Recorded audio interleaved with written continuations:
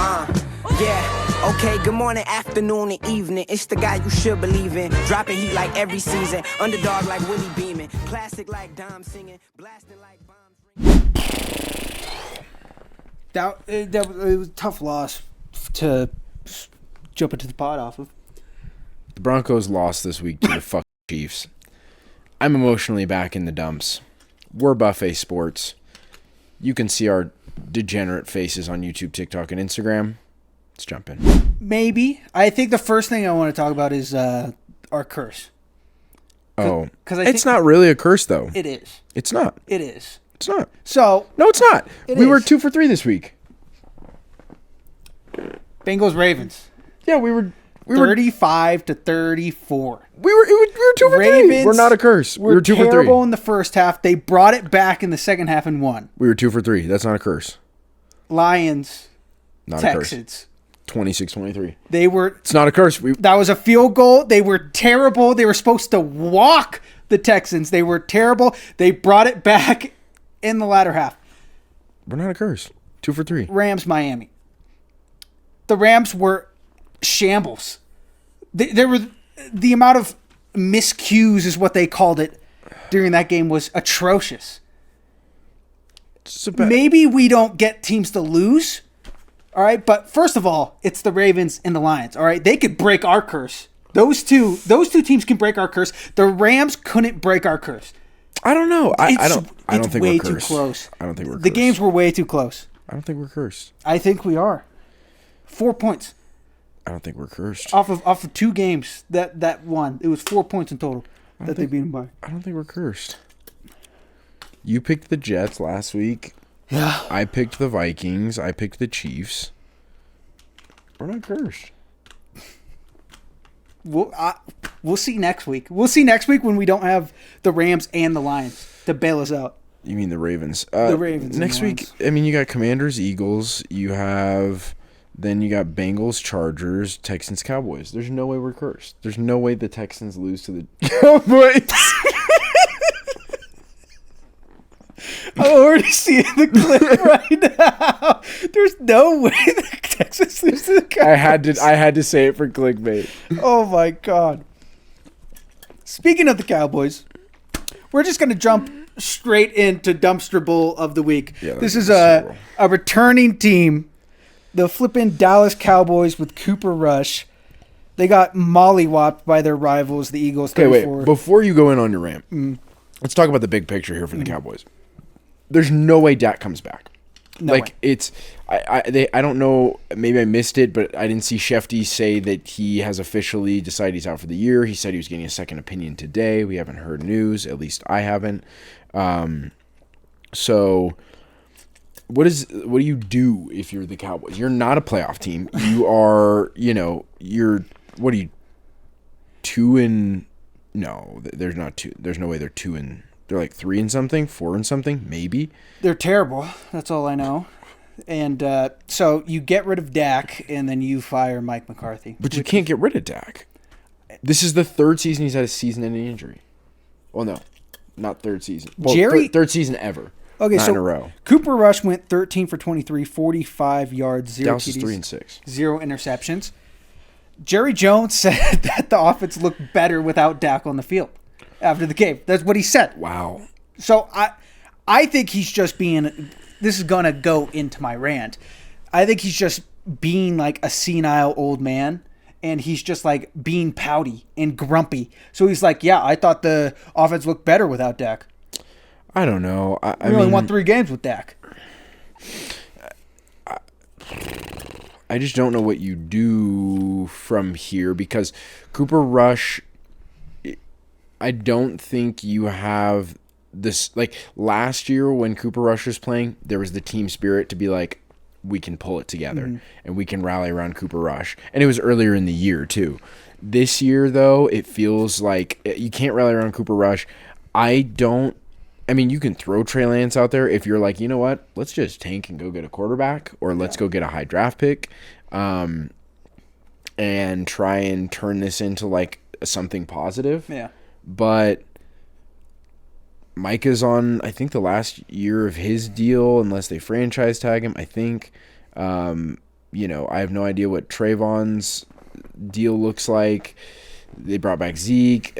CD just got paid. So they're in a really weird spot because you've got all the pieces. Do you just pack it in and wait for next year and then get the same results? Like, this is like the third time we've run this team back. And so what do you do? Seriously, what do you do if you're the Cowboys? Yeah, that was the big problem with the offseason is they did nothing. They got nobody. They just brought back a guy that they previously had, and then they didn't adapt to the league, and the league's crushing them right now. And then now they don't have a running back. So, like, I don't know if you, like, okay, do you tank this and go, there's a guy in the draft that can change our lives?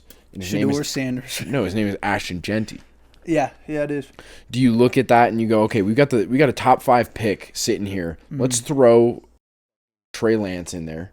Yeah. And let's just see what happens. If we win a couple games, great. If not, we get a high pick. We pick Ashton Genty, Dak's back, and then we try and go get some, depth at other positions. Trey Lance did throw a pick in this game on the couple of plays that he was in. Oh, Trey Lance is a bust. Yeah. I don't like anyone who's holding out hope is delusional. Yeah, 100%. So let's run through what happened this game. There was 4 fumbles and 1 interception. Rico Dowdle had 12 carries for 53 yards.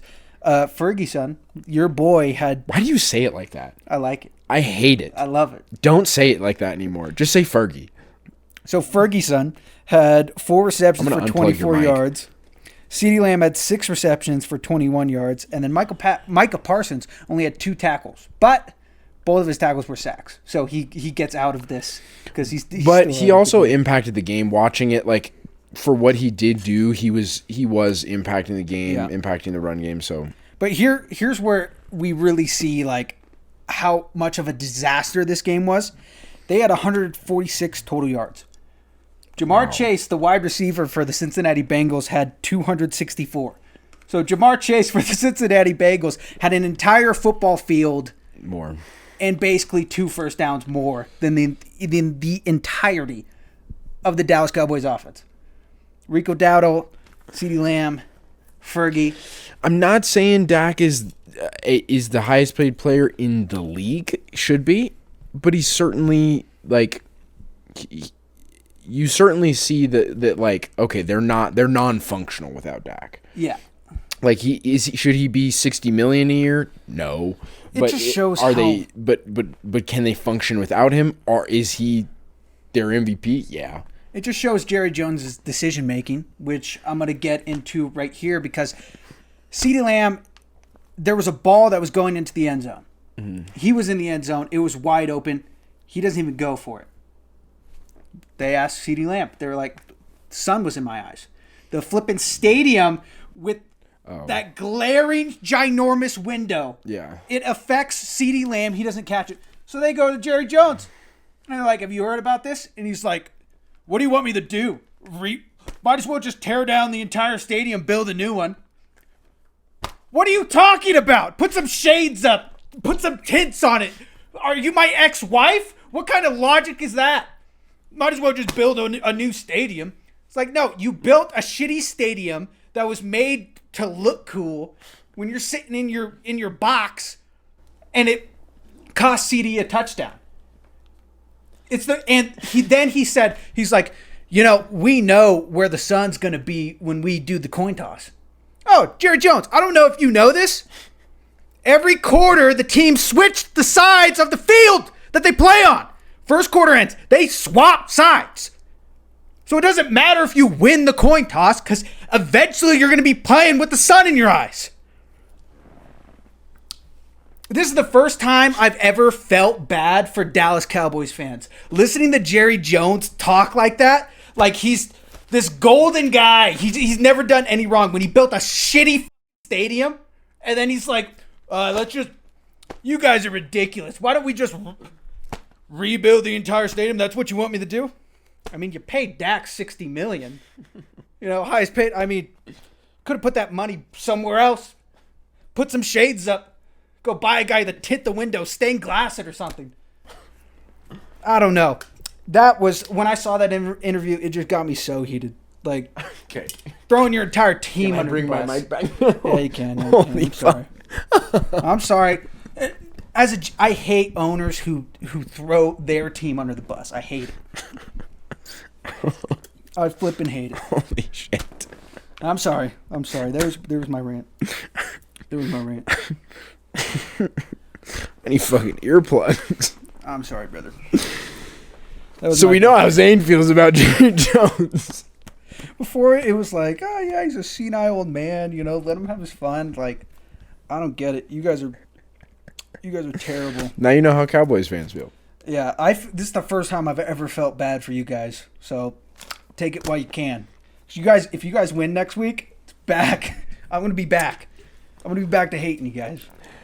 Yeah, look, for me, this is no surprise. You're you're new to the bandwagon. Like, I've been in this since, like, I've been at this point with how I feel about the Cowboys since this season, even before the season started. Like, geriatric Jerry. I literally, like, what was it, off season? I called him a senile old man. Mm-hmm. Like, I've been here. So you've been on that. Welcome. I'm more interested to just see what the situation is, because my mind starts going to what guys can you essentially trade for, like who's on the trade block. The first place my mind went was like Aaron Rodgers, but then I'm like, okay, they've given up too much to like make that work, so he's out. My mind, oddly enough, goes to like a Joe Burrow. They couldn't get him this year. Not this year, obviously. Well, trade deadline's gone, but come off season. Now the only reason it wouldn't work is because the Bengals wouldn't want to take on a Dak contract, so that doesn't work. But you got to make a mix-up move. Like, they're in the same position now as I look at the Dolphins, for different reasons though, because. While Tua's injury prone, Dak is injury prone now. This is maybe not consecutively, but this is, if I'm not mistaken, his third year with his season-ending injury, in which they're supposed to be like competitive. Yeah. And even before they're competitive, they're not. Yeah. They brought in all these guys to go win a Super Bowl. Right, and you don't have a run game. I just don't know where you go from here. There's not going to be any running backs on the market this upcoming year because all of them got signed this year. Even if they're short-term deals, by the time their deals are done, they're probably not going to be. Yeah, they're either getting re-signed. Like, I don't know what Joe Mixon's contract is. I want to say it's a pretty short one, but he's for sure getting re-signed, or they're going to be out of the league.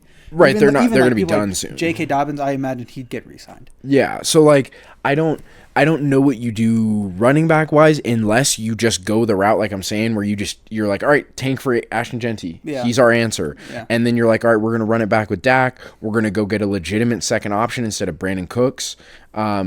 Jerry looks absolutely stupid for giving up Amari Cooper. I'll tell you that. Yeah. Did Jonathan Mingo play? No, I don't think so. I don't think so. No. I mean, I know you don't like it, but I do. He could turn into a great number 2. He is young. I'm not saying I don't like him, but I just don't get the hype. Or I just don't get that, like it was stupid that they gave up a 4th-round pick for him. And I get the contract stuff. You get an extra year of control, yada, yada, yada, whatever. He's a young guy. But we saw, and maybe you're right. Maybe it's the Panthers effect, and maybe he has a great season. But I just don't. He didn't do anything. Everyone was talking about him last year. You see Amari Cooper goes to the Bills. All of a sudden, Amari Cooper's like, why would you ever give up this guy? So it doesn't look good for a guy who hasn't had production somewhere else going into a Cowboy system where you just gave up a good number 2 who wasn't productive. And then he goes to a different team and he's very productive. I just don't know where you go, because then there's the Micah question. You got to pay him. And so it's like, do you, because maybe he's not going to be able to rebuild a flipping stadium when he's paying Micah.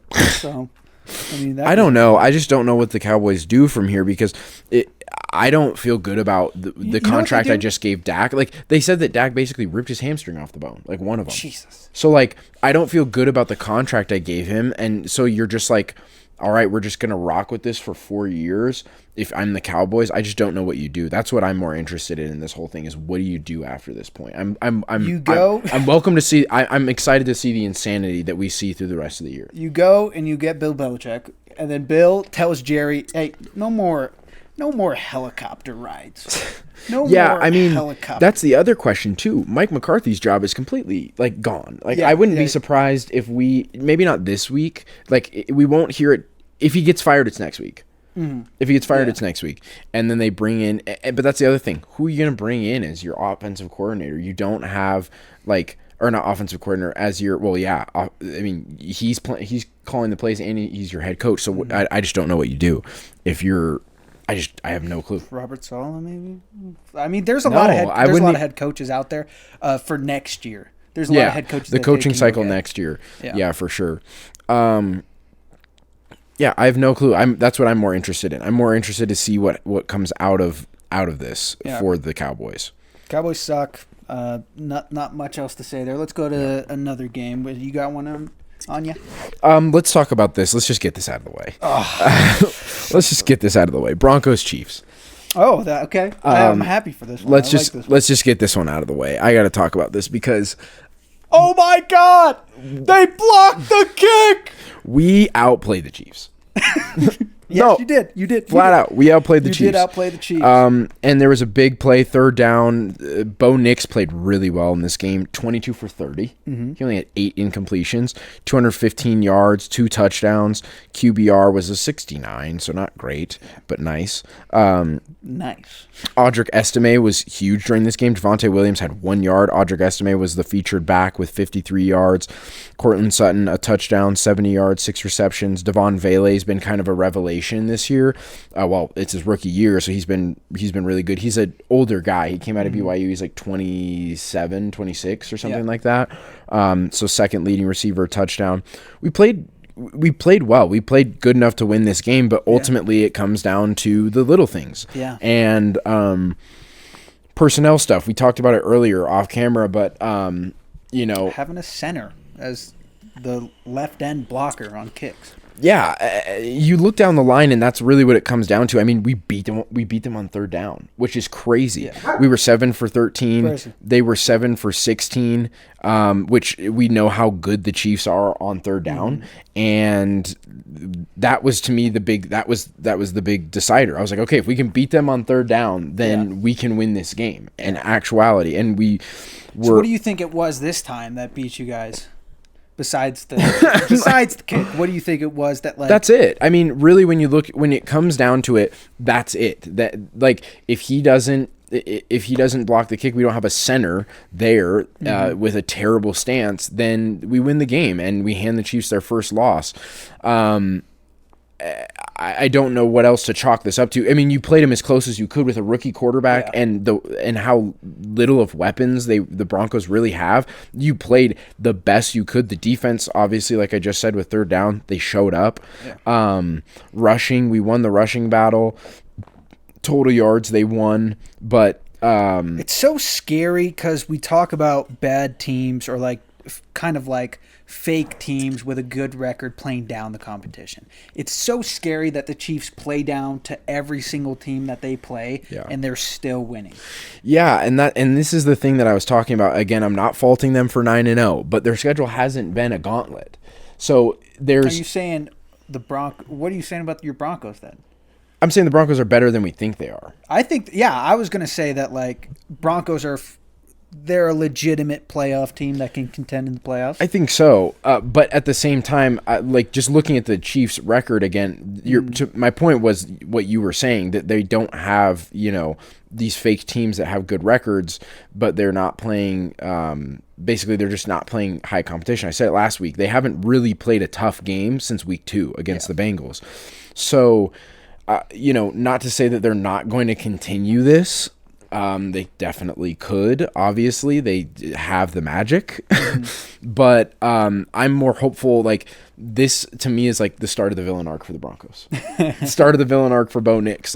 This is a heartbreaking loss that you go into next week. We've got. I want to say we've got the. Let's see. Who do we have coming up next week? if my phone will ever load through, which it doesn't want to. There we go. Okay, we've got the Falcons. Yeah. So that's going to be a good game. They're 6-4. So I mean, we've got a stretch here coming up where we've got Falcons, Raiders, Browns, Colts. Like this is a stretch where we legitimately, and then Chargers again, another in-division game where we could make our push for the playoffs. And there's just, it's very hopeful for me. I really want to see them get a weapon in either the draft or make a trade for one in this offseason, but it's heartbreaking. It's heartbreaking. It's so heartbreaking. We outplayed them. We won that. It's just tough. Well, it's so tough. That does take us down south because I did want to talk about Falcons versus Saints. Okay. Saints, when you fire your head coach, you win football games. And we forgot unless you're the Jets. I forgot to write this game down for prediction, so I just chalked it up, gave us both a point because I mean, just you take if it's not the Jets, you take the team. Yes, you always take the team who just lost their head coach, unless it's the Jets. Asterisk. Yeah, the Jets have been the only one I want to say. Yeah. But Saints get a much needed win. They looked like a really good team at the beginning of the year, and then they just fell on their faces. Derek Carr went 16 for 25, 269 yards, 2 TDs, and then MVP of the game ball, maybe MVS. MVS. Marquez Valdes-Scantling, 3 receptions, 109 yards, and 2 TDs. Randy Moss stat line. Legitimate Randy Moss stat line. He averaged 36 yards a catch. Yeah. Jesus Long as Christ. 67. But here's the thing: we saw this on a previous Falcons loss. I don't know which one it was, but it was the same thing as this loss. The Falcons out-yardaged the Saints again. I mean, not the Saints again. The Falcons are out-yardaged, out-passed, outran a team, and then they lost. I want to say maybe it was against the Bucs or something. This has been the second time that this has happened. Where red zone was even 1 for 3. Yeah, and it hasn't even really been that close either. They won the penalty battle. They won the time of possession, but they lost the turnover battle. Yeah, it was just the turnovers. But even then, when you're putting up that many yards over your opponent, it was just it's a funny little stat that keeps occurring when you're talking about the Falcons. All right, should we get into the big cheese, the meat? Which one? Lions. Yeah. Well, yeah, we can talk about Lions and then let's get to Ravens Bengals a little bit here. How did they get it right? How did they do that? Gosh, yeah, we were in shambles last night trying to figure out how they came to 3.5 because this was just incredible. That was an incredible how was it game. 3.5? It was an incredible game. Like, that was a wild game to watch. Jared Goff threw more interceptions than he has the whole year. He threw 5, and they still found a way to win this game. And you look down the line when it comes to the team stats, and this is another game where you just look at it, and there's no real reason. It was the most anti-football game I've ever seen in my life. Yeah. Because it's always like, you got to win the turnover battle. That's what every coach says. Yeah. Well, they lost the turnover battle by 3. Yeah. By 3. They got destroyed in the turnover battle, and they still won that. They lost time of possession. They lost the turnover battle. They lost the penalty yards. They won in first downs. They won on passing yards. So, like, it made no freaking sense what was going on at all. I do want to say this. Okay, we had 4 comments on our prediction video. People were chatting. They were chatting at halftime, right? They're like, L take, this, that. I wake up this morning. We got 10 more comments talking to us about like, wow, you guys don't know anything about football. You didn't expect this to be a 3.5 game? Okay. You explained to me how you predicted Jared Goff would throw 5 interceptions and they came back in the second half, pitched a second half shutout, and then kicked a 58-yard field goal to win the game by 3. Tell me how that happened. Brushed the upright. Two of them that brushed the upright. You tell me how you figured out that was going to happen, and then I'll get back to you. But until you can tell me that, and it's the next day after the game already happened. You're like, oh, what are you guys? This guy? He was like, am I missing something here, or do they not understand football? Yeah. What are you talking about? The Texans team was banged up. They had star players that were hurt.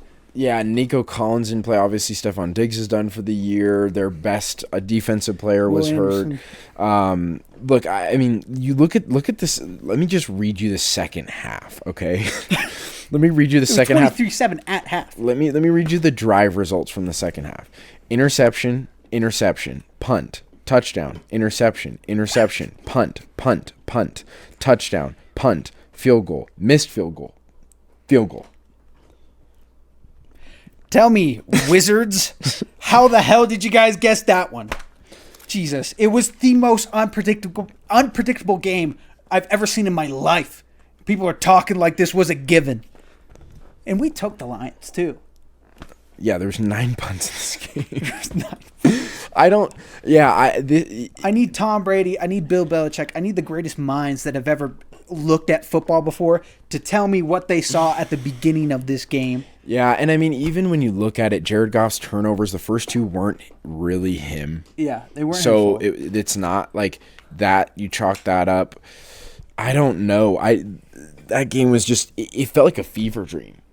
It was, and we won. We got it right, and it still felt like a fever dream. I don't know. Technically 3.5 we missed, but we picked the Lions. Yeah. So I just don't know. I have no idea. But hey, shout out to the guys in Vegas. They definitely are very good at their jobs. Whatever they're looking at, they're very good at their jobs. And to everyone that said there's no way you didn't see this. Shout you guys out to millionaires in our comments who saw that coming and bet on it. Yeah, you guys did bet on it, right? You guys are. I mean, hey, respect to you if you saw this coming. I think you guys are just chatting shit. Stick your tongue up my ass. All right, pause. Pause. Screw these guys. I hate the internet. Let's talk about another close game. Yeah, in the Bengals and Ravens game, they came down to the wire. Jamar Chase ran all over the Ravens for, as you mentioned, 264 yards, longest of 73 touchdowns, 11 receptions of 17 targets. Then Chase Brown had a legacy game with 52 receiving yards, 9 catches, and 42 yards rushing with a touchdown on the ground. Unfortunate. This game, if I'm a Bengals fan, man, oh my gosh, what do you do? I would be so demoralized for so many reasons. Obviously, your record is poop.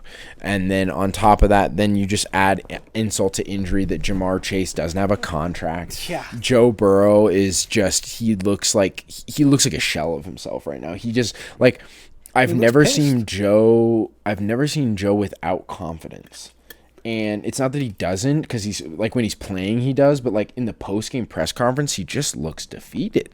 Yeah, it's because what can you do? They've done everything. They've played. This has not been the first game that they've played like this and still lost. They've played competitive, very good football, made the moments count, and still it wasn't enough. I mean, they had it with the Ravens before, and then with the Chiefs as well. Yeah. I mean, it's just. Those are your rivals, too. They always talk about I guess the 3 was the Bills, but now it should be the Ravens with Lamar's record. It's those are the guys that you need to go and beat. Those are your rivals, and it's just been these, you've done your job, you've done everything, and then you just can't get it going. You just can't get the win. Yeah, I mean, gosh, look at, a 5-point game to the Commanders, a 3-point game to the Ravens, they get trounced by the Eagles. They have a 1-point loss to the Bengals. Not the Bengals. To the Ravens again. 1-point loss to the Chiefs. Man, and then you open the year with a drop to the Patriots. I just don't know. This is another one that I'm interested to see what happens, because this one actually could amount to an absolute blow up, and it could potentially be and I said it this year. I was they've got one more year of good Joe Burrow, and then it's over. And this might, this is the destruction, because Jamar Chase is. There's no way that Jamar Chase re-signs with the Bengals. There's no shot. Yeah, it's very disrespectful what they've done to Jamar. Like, he's not the best wide receiver in the goddamn league, not giving him his contract. But really, this reminds me of what the Chargers have been, because the Chargers have had terrible records, and everybody thought that they were us. But if you look at their record, they're very close competitive games last year and the year before. So it was, with the Chargers though, we knew what they were because we knew what the coach was. Their weapons were never healthy. To me, this isn't the same thing because the Chargers. I never had expectations for the Chargers. They're exceeding my expectations this year. Well, let's say they had this year and then they went on those 2 years, it would be the same because you just don't have expectations because they never been good. Like the Bengals but even looking at it, the weapons even when they did have the weapons in LA, there's still never faith because you're like, okay, you're just waiting for an injury to happen. Yeah. An injury to Khalil Mack, an injury to Bosa, an injury to Mike Williams, injury to... You said the exact same thing about the Bengals. You're waiting for an injury to happen. They're one guy away. God forbid. I'm waiting for the Joe Burrow injury. At this point, man, how many times did he get hit? How many times did he get hit? It's been...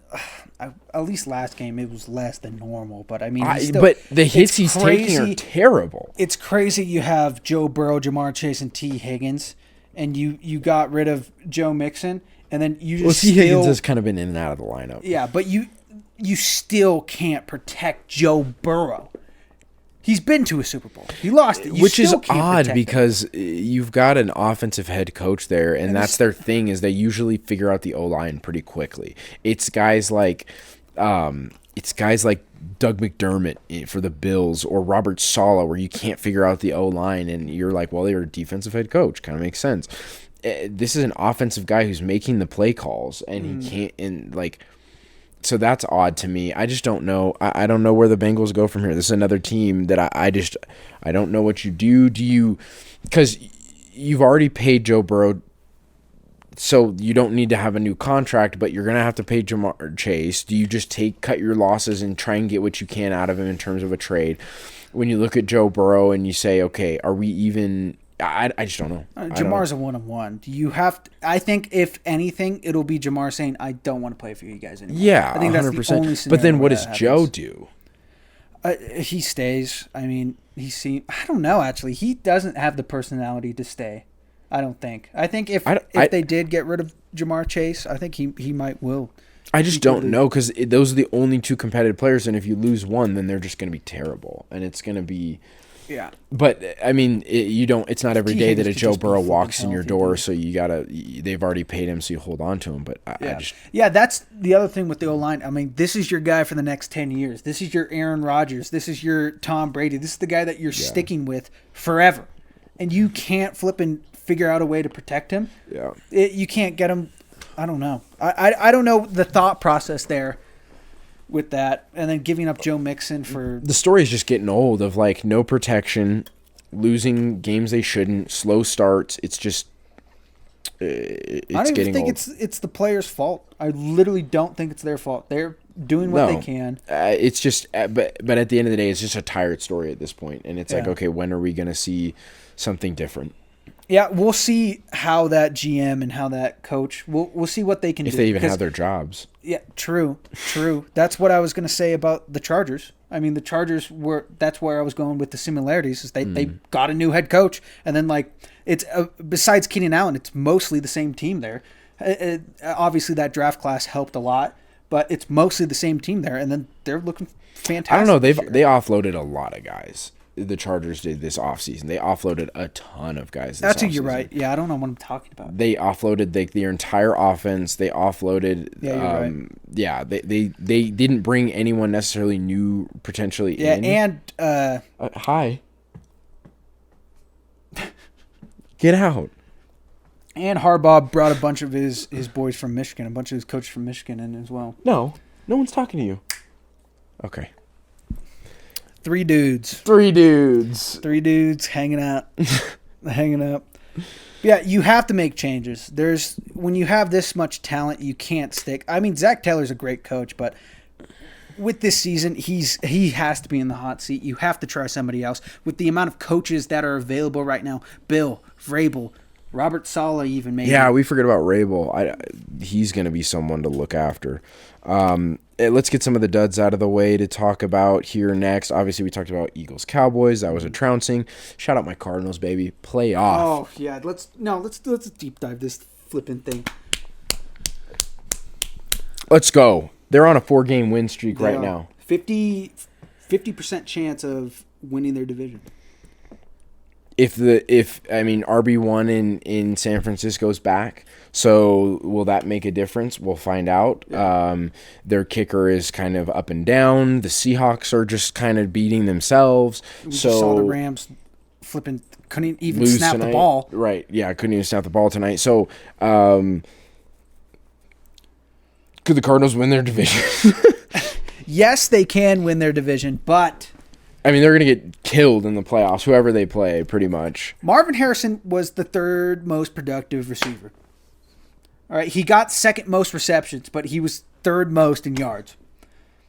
It's really pissing me off. Yeah. It's really pissing me off that they're doing this to my boy.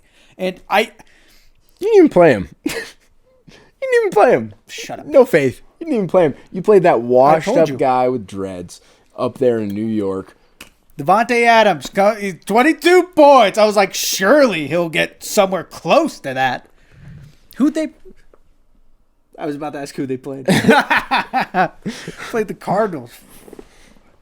Yeah. Yeah, I don't know what to say about it. It's like, I think that they need to be more productive with Marvin, but they're winning games and their defense They're just saving it. They're saving it for the playoffs. Yeah, when I can't use them anymore. Yeah, great. Awesome. Love that.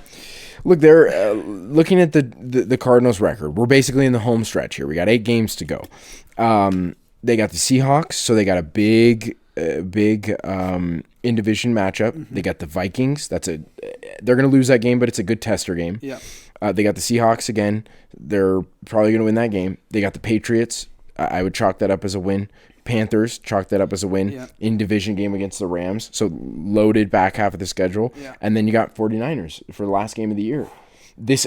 Those 2 games, Rams-Niners, could really decide if you win your division. And I'm pretty sure you predicted they beat the Niners because the Niners were going to be they were going to clinch the number 1 spot, that they weren't going to be playing their guys. Yeah. But there's a legitimate chance with Brandon Ayuk being out. Yeah. And maybe Christian McCaffrey. I mean, he has a Achilles-nitis. What is it called? Achilles tendonitis. Yeah. You're right. So that's like a chronic injury. I mean, that just doesn't go away. Yeah, and he didn't have surgery. So. Yeah, it's going to be coming back. So there's a potential that Chris McCaffrey gets hurt again. They could legitimately win that game. I know when you predicted it, it wasn't them legitimately winning it, but they actually could. They actually could. This could be, we could see them go. I think they're going to drop this game to the Vikings. I think they split with the Seahawks probably, but Patriots, Panthers, Rams, the way they're looking, I think they can take care of all those. Mm-hmm. And then it comes down to the Niners game, depending on what the schedule looks like for the Niners, because, if they've got duds, I don't remember what their schedule looks like on the back end. They've got a gauntlet. Oh. They've got a gauntlet. The Niners have a gauntlet. They got Packers, Bills, Bears, Rams, Dolphins, Lions, and then Cards to finish it out. Ooh. That's a gauntlet. Ooh. So they're going to be going. And the Lions game is the second to last. The hangover. It's guaranteed. The curse. It's guaranteed. Mark it down, ladies and gentlemen. Week 18, Cardinals are going to beat the Niners. What's today's date? The 11th of November. We're making this prediction.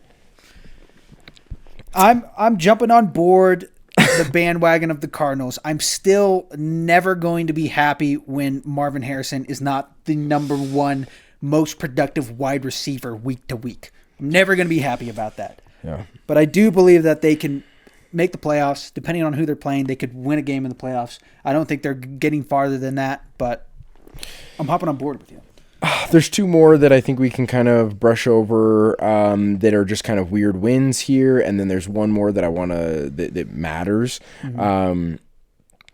Vikings beat the Jags without scoring a touchdown. Hell yeah! Shout out the Vikings. I think while I would have rathered them, walk away with this game, they covered, so that's good. But I would have rathered them just demolish the Jags. Yeah, but I'm worried about a little bit of a fall from Sam Darnold. But it goes to show that when Sam falters, they can still win football games, and that matters. So while it's not that encouraging that they only won by 5 and they didn't score a touchdown, I like it in the fact that, okay, if Sam's not cooking, we can figure it out. Again, I think that's worthwhile. Mac Jones got into the end zone.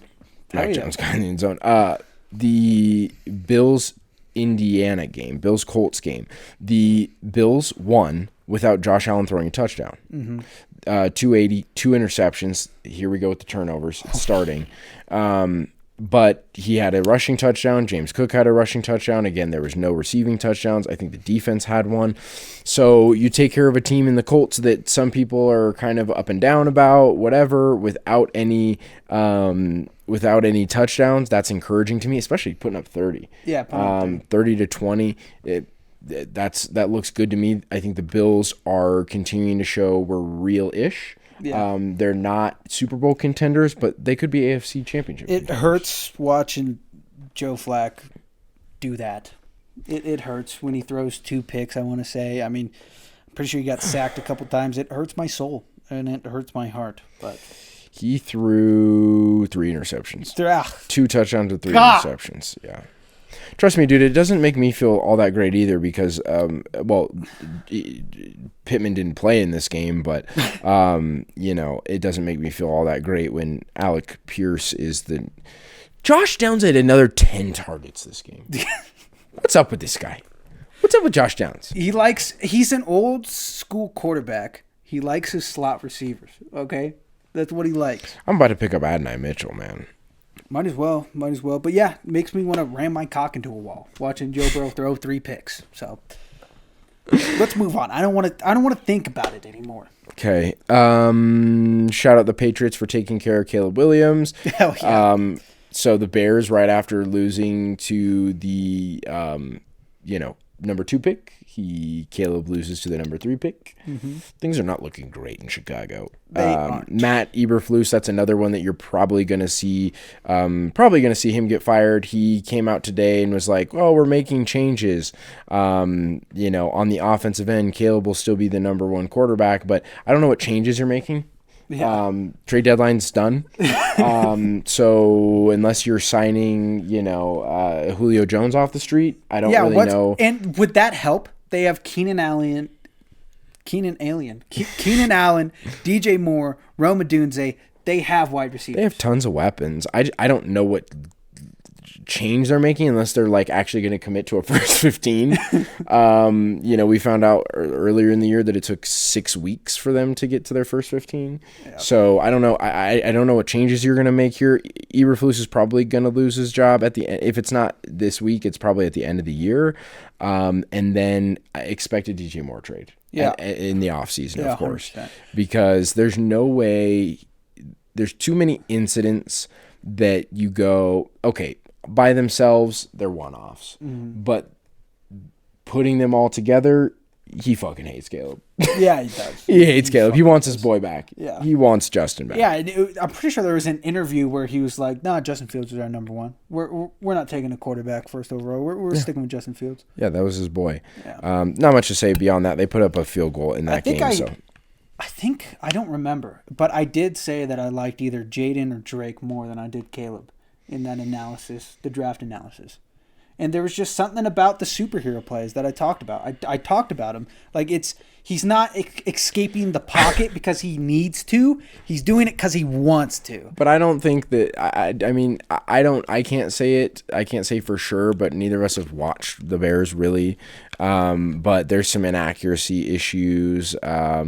And so I don't know. I don't know. We'll see. It's his first year. He's got all the tools. Let's see if he can put it together. I think we saw him week 1. Didn't he have a prime time? Or no, week 2 or 3? Week 2 or 3, and he made a big jump. Yeah. But look, the important game here is Steelers-Commanders. Yes. Tester game. Again, Commanders test A++, even though they lost. Yeah. Russ threw up a prayer. Stop calling it a prayer. Dude, he was such a good ball. He was getting hit, and he just yossed it. Oh, it landed in the pocket. There was a large adjustment for Mike Williams in which he had to lean back. It's all I'm saying. What are you talking about? So you call it a prayer. And by the way, wait. Also, they won this game because the Commanders' defensive lineman jumped off sides. Yeah. That has nothing to do with Russ. He was under center and he did the hard count. What do you mean it has nothing to do with it? You can't say it has the words you use are getting under my skin. It has something to do with Russell Wilson. The kid's a rookie. It's a big moment. I think that's more of the kid being the kid. He's our age. The guy. the guy being a rookie and being unfocused than it has to do with Russ winning that game. But it has something to do with Russ winning that game. The prayer that you threw up was a extremely hard throw to make because, as you said, he was getting hit while he threw it, and it somehow lands in Mike Williams' arms. Great pickup by the Steelers, by the way, picking up Mike Williams. Yeah. I think that's the only, besides Amari Cooper, it's the only pickup that's, immediately shown, promise. Yeah. I mean, shout out the Jets, man. Hell yeah. Hell yeah. You guys are great at personnel. You guys really know what you're doing over there. I hope you guys I hope the stadium burns in a giant hole. And also, bringing it back to the prayer, it was also a moon ball, a patented moon ball by Russell Wilson. Just so wait, one thing dude. Everyone talks about is him throwing moon balls. He threw one while getting... He hasn't been able to do it in 2 years. All of a sudden, he's just magically able to. I think not. I think this is. No, it's the same thing as. I think this is voodoo. They're playing the Ravens this week. They're going to get their asses bent. Rivalry game. I got to blur that whole thing out.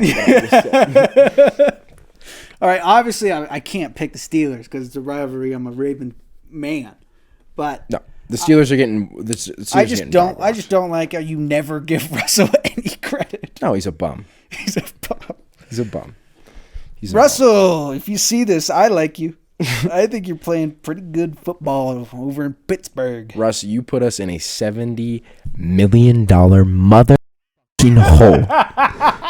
You're literally a giant garbage bag. Hey. You're going to throw 6 interceptions. You're going to beat Jared Goff from this week. 6 interceptions. Do you understand me? 6. Devin just doesn't understand. I can't talk right now. Yeah. Devin just doesn't understand what a bag chaser is. All right, go get your bread. Go get your money. Playing for $1 million on the Pittsburgh Steelers. Hell yeah. They're going to get killed in the playoffs. They could. They could for sure. We're going to beat them in the playoffs. Broncos are going to beat them in the playoffs. Oh my God! With that, they're in the same division? No, but they're in the AFC. Oh, they're in the AFC. Yeah. I'm so stupid. Same conference. God, that would be an incredible game.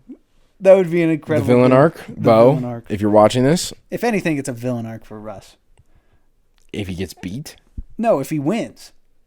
Oh, he's not going to.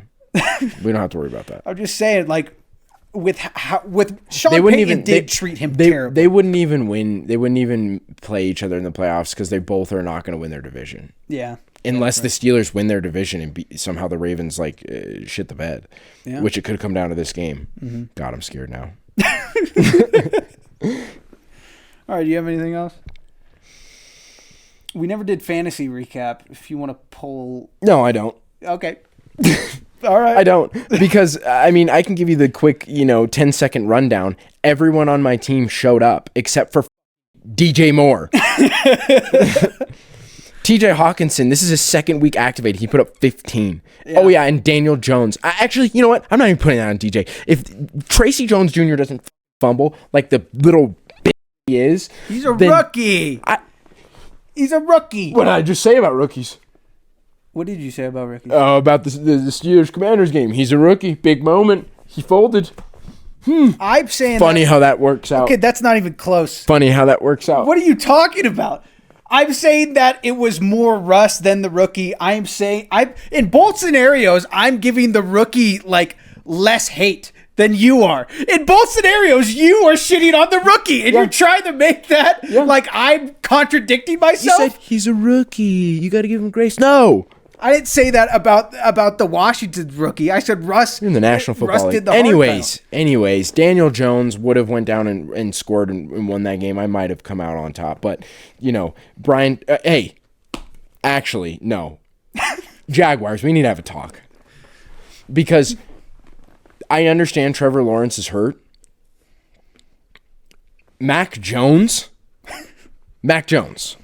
Also, what was that throw on first and whatever, first and 10, where Mac Jones just aired it out? He's like, I'm going to Brian Thomas Jr. He's down there somewhere. And just yossed it, interception. Like, what are we doing here? 3.2 points. Yeah, basically everyone on my team showed up except for DJ Moore and Brian Thomas Jr. The Lions even figured out some way in that game to put up 10 points. How did that like they gave up 23. Yeah. And Jared Goff threw 5 interceptions and the Lions still managed to put up 10 points. Brandon Aubrey still managed to put up 7 points. I'm probably going to have to cut him now because of that situation. My season's over. My season's done. Actually, well, I'm 5-5 right now. I'm in the same spot as the Broncos. No, my season's over. Yeah. You can make some trades. Yeah, just sell my team. You Go can all try. in for next year. I bet you somebody's looking at DJ Moore. Travis. Yeah. Give me Bucky Irvin. DJ Moore for Bucky Irvin. And then I have Rashad White and Bucky Irving. My entire team, my entire game every week is just based on how Trade the for Bucks play. Baker. Yeah, trade for Baker, just turn into the Buccaneers. Trade for Kate Otten. I don't think anybody would give up Kate Otten with his production. God, he's been a son of a. Oh yeah, He's been a weapon. Hey, Debo, can we stop trying to fight the long snapper? Oh That'd yeah, be sick. dude, don't even get me started on that. I'm a big O-line guy. I'm a big running back guy. I hate wide receivers, and I especially hate Debo shoving the long snapper. Like he had one good game. Debo, you've been so unproductive the entire season, right? You've been single-handedly probably the reason why they've lost because you can't get going, and you got sick and you didn't play for a game. Like you're gonna now we're gonna talk about accountability. When you put up a good game, we're gonna talk about accountability. It's ridiculous. It was a mediocre game too. 6 receptions, 62 yards, and 14 rushing yards. Yeah, it was. Yeah, he didn't even have like one of his games that he had last year. Why did the Jets have to trade for Devontae Adams? Adam Lazard was playing. He's still ranked. Get this, all right? Adam Lazard has not played since week 8. Mm-hmm. Okay? He's still ranked higher than Deebo Samuels. Yeah, let's talk about accountability, Debo. Let's talk about that. I'm Injury done. prone, sick prone. I'm done. I'm Devin. I'm emotionally under the weather and betting. Oh, yeah. My bet didn't even hit tonight. Cherry on top to this whole thing. That's fantastic. I've been pretty mad today, too. That's insane. And we're searching for answers. For anyone who knows how spreads are predicted, go ahead and, you know what, actually, I don't want to hear from you guys. Because you guys are going to go pull up like stats after the fact and you're going to try and make a case for yourself. No, I want to know what you guys saw before the game was played to where you guys knew it was going to be a 3.5 game or a 3-point game. No one's going to watch this point anyways. We're going to talk about the NFL Week 11 today, make some predictions, do our QB corner, and then we've got a fun opening question here. So, enough stalling. Let's get into it. Opening question here. You say you're a running back guy. Let's find out. I am a running back guy. Let's find out. Can you give me the 10 running back salaries that are equal to or higher than Derrick Henry's in the NFL currently today? There is 10 of them. Okay. First one, because it only makes sense. Okay. The guy who went to Tennessee, Tony Pollard. I thought for sure that there would be one. Okay, well, I know that Zeke got signed for $6 million. So that's equal, isn't it? Nope. Maybe it was longer. Okay. Equal to or more, right? Equal to or more. Okay, Josh Jacobs. Put Josh Jacobs on there. And just let me give you the number, what Derrick's making. He's making 8. Oh, he's making 8, not 6. He's making 8. Okay. He's number 1. No, but that is 1. That's Okay. 2, technically. If you want to go by 2. ranking, that is number 2. He is on the list. You have 1 of 10. Let's go Joe Mixon. Joe Mixon is on there. He is number 6. Actually, no, they can't. So there's 4 guys between 9.8 and 9. 9.8. Or an 8, sorry. Let's go Jonathan Taylor. Jonathan Taylor had a really big contract that had to get made. Oh, you said Josh Jacobs before. Jonathan Taylor is number 2. Okay, Josh Jacobs not on. I was just missing. No, Josh Jacobs is on there. He is number 2, 3, 4, 5. So you have currently 2, 5, and 6. Okay, let's get the obvious out of the way. Saquon Barkley. Saquon's making less money. Or sorry, you're right. Okay, 3. I was gonna be like Saquon's 3. making less than $8 million. I'm so used to seeing him with a Giants thing next to him. Okay. Yes, that is. He is number 3 at 12.5. You still have number 1. Aaron Jones. No. No, number 1's probably Alvin Kamara. He is on the list, but he is 4. He's 4. under Saquon. He Okay, is at now 12 point. He is at 12.2. Who's the highest paid running back in the league right now? Really Oh, not Christian that- McCaffrey. There you go. Yeah, That's Christian one. McCaffrey. At Jesus. 19 million even. 19. Okay. Yeah, that's crazy. That's Big boy money. Yeah, Big boy money. Big boy money. Let's go a place that is terrible with their finances. Pause. You have 1 through 6 right now. So you just need the guys between Joe Mixon and Derrick Henry. There's 4 guys. 4 guys. 4 guys. Between 8.8 or 9.8 and 8. Travis Etienne. No. Okay, I thought No. because it was the Jags and they just paid Trevor all that money. That was Oh. like surely he'd be getting paid more than Derrick. No, Henry. he's still on his rookie deal. Oh, he is. Yep. God. James Conner, he's got a big deal. No. One of them, I'll give you a hint on one of them. He just signed his deal. He just signed his deal this year. During the season. During the season. Yes. Oh God. So we'll see how much you're paying attention. Not nearly enough. Not nearly enough. Devon's probably still on his rookie. Devon who? Achan. Oh, yeah. Kyron's probably still on his rookie. I don't know, but he's not on here. He's not on there. I would imagine he's probably on his rookie. I'm trying to think of old guys that are still productive in the league right now. Let's go Brees Hall. Nope. You got to think in the mid-range because you got to think I know. they just got up. This is probably their first deal off of rookie. Think about it that Oh, way. Kenneth Walker's off of his rookie. He's for sure signed for No. more. It's a lot harder than I thought it would be. Oh, J.K. Dobbins. Nope. Okay. Nobody. This guy on the- claims he's a running back guy. Just remember that. I got 1 Just through remember 6 that. like that. I got 1 through 6 like that. Now I'm trying to think of like guys that got their deal this season. There's only one. There's only one that got him this season. Yep. There's one that's equal to Derrick Henry, and then there's 3 above. Isaiah Pacheco. No. Monty. Yes. Monty that is was 7. the he signed his deal this year? I don't know. Oh, that wasn't the guy? No. But that is number 7 at 9.1. Yeah, and Jameer's on his rookie still. Mm-hmm. I'm getting to the point where I'm forgetting like just teams in general. I can't think of teams in general. Oh, let's see. Do I have anything on here that'll remind me? Just teams. I'm just trying to think of teams. This is always the problem is I can't think of just teams because I know the running backs on just about every team. I would say, Ramondre Stevenson. Yes. That is number 8. It was either the contract guy. Nope. Okay, I still got to think of the contract guy.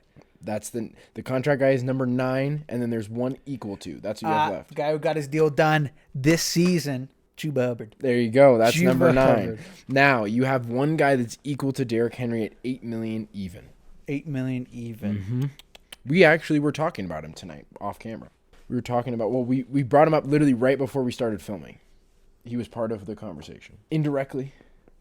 What do you mean by indirectly? What do you mean by that? I literally brought. You are a scam. You keep throwing me down rabbit holes that never get me to the answer. You realize that every time we do these. I brought him up. I brought up the team right before we started filming. Oh, the team. Yeah, and that's why I said in not involuntarily. Whatever word I used, I can't remember now. The team. The quarterback is a rookie, and he's really bad. Oh, but Khalil Herbert. Oh, DeAndre Swift. Yep. DeAndre Swift Is number 10. He's making the same amount of money as Derrick Henry. This That year. just really shows like the NFL hates old people. They're ageist. Well, they are ageist. Jerry Jones. Jerry's Okay, ageist. so for those at home, this is the top. These are the running backs that are being paid equal to or more than Derrick Henry. Number 1, Christian McCaffrey. Number 2, Jonathan Taylor. Number 3, Saquon Barkley. Number 4, Alvin Kamara. Number 5, Josh Jacobs. Number 6, Joe Mixon. Number 7, David Montgomery. Number 8, Ramondre Stevenson. Number 9, Chuba Hubbard. And equal to Derrick Henry, DeAndre Swift, and then Derrick Henry. All that will be, this picture will be on the screen right here. Okay. That was fun. It actually did not take me as long as the Uncrustable ones. No, it did not. I actually was guessing some guys. Yeah. So we're going to start with picks, obviously, this week. We don't really... Do we want to talk about the Monday... Well, we talked about the Monday game in the first half. We filmed it on Monday, so we don't need to. So we can jump straight into picks then. So we are going to do our conviction predictions for week 11 of the NFL. We start on Thursday night in Philadelphia, where they welcome in the underdog Commanders. Eagles are favored -3.5, obviously on the money line, and the under/over is 48.5. So they're saying there's going to be some good points in this game. What's your angle on this? I want to hear yours first. Well, like I said, Commanders tested A++++ versus the Steelers defense and the Ravens. And the Ravens. Their defense hasn't been as tough. They're for real is what I'm trying to say. They are for real. They are for real 100% for real, yes. Eagles coming off of just destroying the Cowboys. Micah Parsons was there, but, I mean, obviously it would have taken a miracle for the Cowboys to win that game. Yep. The problem is I'm afraid of our curse. So I know where you're going, and I'm trying to think of a way to go the opposite of you, but I really want the Commanders in this game with Jaden Daniels. Is that what you're going to take? Yeah, I'm taking the Commanders. I'm taking the Eagles. You're taking the Eagles straight up. One. Well, okay, what are you seeing about the Eagles? I see over the last couple weeks a downturn in Jalen Hurts turnovers, which is very encouraging. He's running the ball and he's throwing the ball deep. The tush push is back. The tush push is back. Well, in general, he's running the ball. We saw him just take off. We're going to talk about it in QB Corner, but the guy this week had 7 rushes for 56 yards. Damn. So he's moving the ball with his feet. He's scoring on the run. He is returning to that MVP level that we saw 2 years ago, in which he was the offense. And so I think it's encouraging going into the latter half of the year. This is where the guys have to step up. He's stepping up in spite of terrible coaching. Yeah. And so proving that he's still worth it. I'm going to take the Eagles in this game. It's going to be close. That's why I'm taking them on the money line. It's going to be a close game, but I want the Eagles in this one. AJ Brown's back. Saquon Barkley is doing video game stuff. Yeah. They're rolling right now. Their defense seems to be less of a liability than previous weeks. And so, yeah, I want the Eagles in this. All right. You could take the Eagles all you want. I'm just saying Nick Sirianni might throw a pass play on 3rd and 2 and then cost them the game again. I'm not surprised if they lose this game, but it's going to be a good game. And this is also an in-division game, so this matters for seeding. And so I'm going to take. You're the also going to see how, like we said, the Commanders are a real football team, but can they come back from losses like that to where when a guy jumps off sides, they lose the game? Yeah. I mean, it takes a veteran team, a very mature team, to come back from things like that. The scary part about this is that the lockdown corner they just traded for is probably going to be shadowing AJ Brown, but he's a big physical receiver, so I have faith. Yeah. That's another thing I do want to see how they match up there. All right, Sunday night we are heading to Los Angeles, where the Chargers invite the Bengals in. They're narrowly favored at home, -1.5 on the money line, and then the under/over is 47.5. That's a high total for this game, which tells me that the books are hedging while the Chargers are favored because they're at home. The books are hedging the Bengals on putting up a ton of points because they have on the road. They put up a ton of points on the road. They played really well, which is why I'm going to take the Bengals in a bounce back game off of a Ravens loss. They should be pissed and they should come out and it's going to be a tough game. It's going to be a tough game, but there's going to be a bunch of points in this because the Bengals have a high power offense, and so I think they can overcome the Chargers defense, but the Chargers don't have a high-powered defense, even though they've been or high-powered offense, even though they've been putting up points. That's a weird line, though, because they think the Chargers are going to win, but they also predict a lot of points. The Chargers' game plan this entire season is to not put up many points, have their defense control the ball, and have it be a low-scoring game. Yeah. So it is a weird line. It is a weird line. I'm just going to take the Bengals straight. Take the Bengals straight? Yeah. Yeah, I mean, T. Higgins was out last week. They showed that next man up mentality. Yep. Mike Gesicki can flip and be that guy. Chase Brown can be that guy. I think the Bengals offense is so good. They're so much better than the Chargers defense that I'm also going to go with the Bengals. Okay. The curse. The curse. Monday night, we head to Dallas, where the Dallas Cowboys invite the Texans in. This is a in-state rivalry. The boys are underdogs at home by 7.5. Have you heard about the player meetings the Houston Texans have been having? No, I haven't. Tell me about it. So last week they hosted one. After the loss, they hosted one. And then there's rumors that they're going to host another one later on in this week. What are they doing player meetings for? The Texans are? Yeah, the Texans are Why? because they lost to the Jets and then they lost to the Lions in close games. So what's the point of the player meeting? Usually a player meeting at least in the NBA, a player meeting is like we're gonna like it's mutiny. We're overthrowing the head coach. That's usually what it means. So what does it mean in the NFL? So then? a player meeting just in football in general. I mean, obviously in high school you don't have one, but from what I've heard and from like the experiences of just being in high school of like kind of like having all the guys around and like talking, it's just a giant cringe fest. It's about like guys get up and they speak. Clear eyes, hard dick, win. Yes. It's like they get up and they go, I've been doing my job. I need to step it up. We got a really good football team here. We got a lot of really good guys. We all need to do our jobs. We all need to work a lot harder, and we could be a really good football team. We could win a Super Bowl. He goes and sits down. Next guy Gets up and does the same same thing. thing. The kicker. Okay. I need to kick 60-yarders. Yeah, Kaibi, I've been doing my job. I just want to apologize, but we all need to get better. We got a really good team here. We can do this. And apparently it was a 2-hour player meeting. And from the rumors of what player meetings in the NFL are, it was basically the entire team got up and said, I'm not doing my job. I'd like to apologize. We're a really good team. We can win a Super Bowl. We got to work harder. And we got to be more focused for the weeks coming. And then they just do that for 2 hours. So they think so in the NFL, it's much more uplifting than the NBA where it's like our head coach. Well, according to Patrick McAfee. Yeah, Patrick McCaffrey of the Patrick McCaffrey Show. According to him, it's very much like a lot of guys like sit down like this and just like kind of like look at everyone while they're talking about like accountability. And then they get up after the hour-long meeting, and then they all just go like chat shit, you know.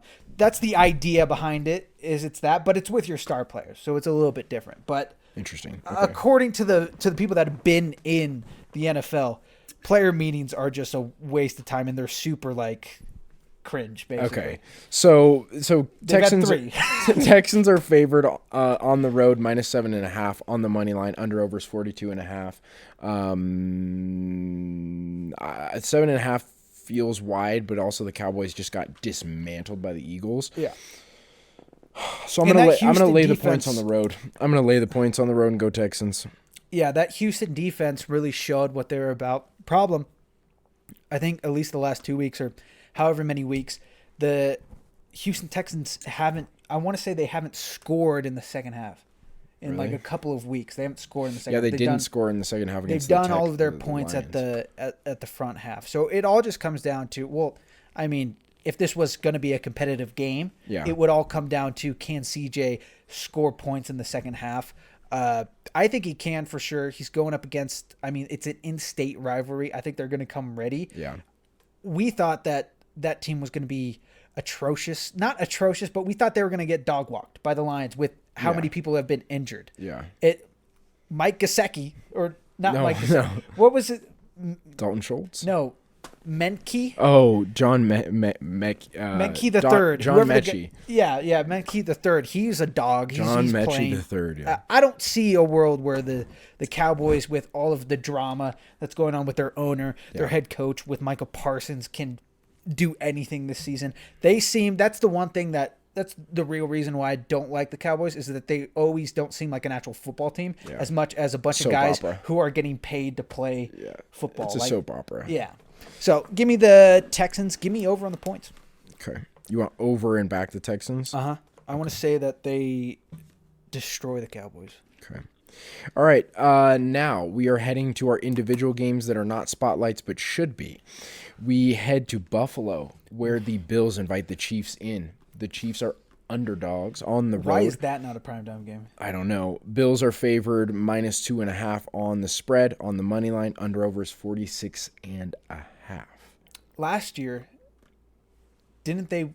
The Bills won last year during the regular season because it was the. I'm pretty sure it was the infamous Kadarius Toney lining up offsides by like a full year. I think that was the game. I'm pretty sure the Bills won last year. Could have been. I think so. Could have been. So, what's going to happen is the Bills are going to walk in. It's going to be a competitive game. Bills are going to hand the Chiefs their first loss of the season. Think so? They're going to meet in the playoffs. Patrick Mahomes is going to beat them again. So that's usually how it goes according to statistics, which I heard a great quote. I was allowed to hear a great quote from AJ Hawk where Mike McCarthy said, "Stats are for losers." And I'd like to second that. Stats are for losers. Stats are for losers. So you're going to take the Bills. You want them straight up? Yeah, give me them straight up. It's going to be a really close game. I think it's usually always a really close game unless it's in the playoffs. Look, I hear you 100%. But I'm a storyline guy. But the league is scripted, so the Chiefs are going to win this game. So you're not wrong. You said one truth in that sentence. Yeah. So I'm going to take the Chiefs here. There's no real stats are for losers. You don't look at this game in any way and go the Chiefs should win this game. Mm-hmm. They've got a bunch of misfits, Kareem Hunt, DeAndre Hopkins, bunch of guys injured, Travis Kelce, Patrick Mahomes, but again, the last guy I mentioned is the guy you have under center. So if they can win on third down and make crucial plays and their defense continues to stand up the way it has been, then this should be a Chiefs win. I think they're going to go 10-0.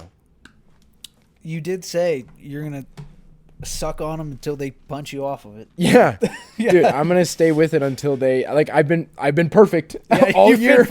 I've been perfect. I've been perfect with the Chiefs money line all year, so I'll take them on the money line. Now, we head to Pittsburgh. Another rivalry game. This is an 11 o'clock game. Steelers invite the Ravens in Pittsburgh. The Steelers are underdogs at home, +3. Yeah.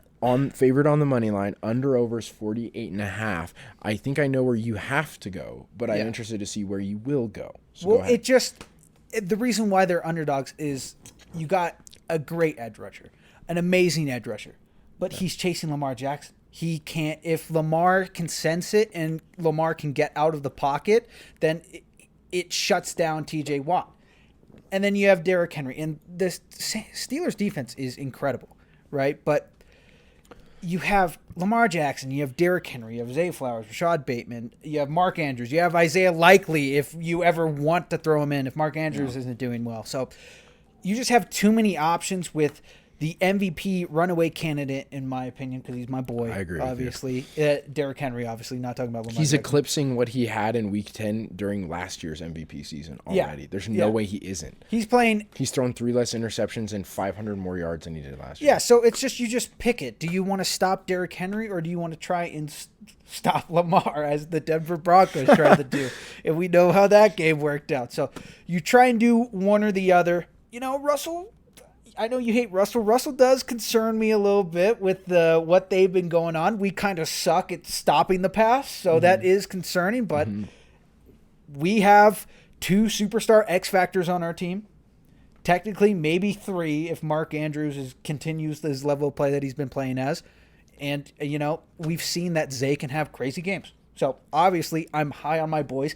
Every time I do what I'm doing right now, where I give my team a lot of praise and I go in depth about why we're great, we lose. So that, I just realized that I did that. So that really sucks. But I'm taking the Ravens. Give me the Ravens just straight up on the money line. Yeah, it's a close game, so you can. So you're taking the Ravens on the road. I have been setting you up for failure. I'm going to take the Steelers.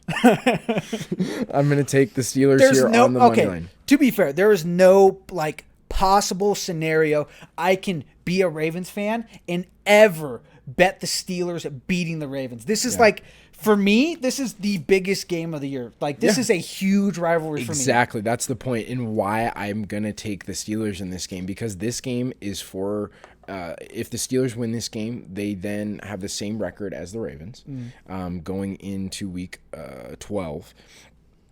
And this is a fight for who wins that spot. Yeah. And potentially a playoff spot. So Steelers are going to come to play. George Pickens is going to have a game. While you were at the gym today, I was watching back some Russell Wilson tape. I still don't love the sacks he's taking. Mm-hmm. I still think that he's kind of taking some bad sacks. I think that there's still some magic happening in terms of who's catching the ball for him. Like they're making good catches.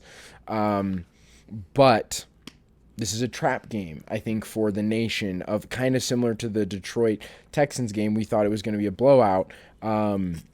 I think this is a trap game here, but it goes the opposite way. So I'm going to take the Steelers here. You know what? Yeah, I'm going to dip my balls in soy sauce. I'm going to go money line. I was going to take the points because that seems like an easier win, but I'll be a respectable man and take them on the money line. All right. Yeah, you better show some goddamn respect. All right, so now we go rapid fire through the rest of the week here. We start in the 11 o'clock slot. Again, Jags, Lions. Jags are headed to Detroit. So Detroit is favored minus 13.5 at home. On the money line, obviously, under over is 46.5. 13.5 is a lot of points. It is a lot of That points. is a lot of points. I don't know if we're going to see Trevor Lawrence or Mac Jones. I saw tweets today that Trevor Lawrence should be good to go for this week. If it's Mac Jones, the points makes a ton of sense. If it's not Mac Jones, I can see it being a little bit closer potentially. I just don't love laying 13.5. So I'm going to take the over and back the Lions. 13.5, that is a lot of points, to be fair. I don't think we've seen many of those. I don't think we've seen 13.5 this year. I think the largest we've seen is like 9.5. I don't think we've seen 13.5. So this is the biggest. This is the biggest. I don't know. You guys can fact check me. I'm sure you will in the comments, but I'm pretty sure 13.5 is the largest spread we've seen this year. That's insane. That being said, give me the Lions on the spread. 13.5. Yeah, 13.5. Okay. Another rivalry game: Packers-Bears.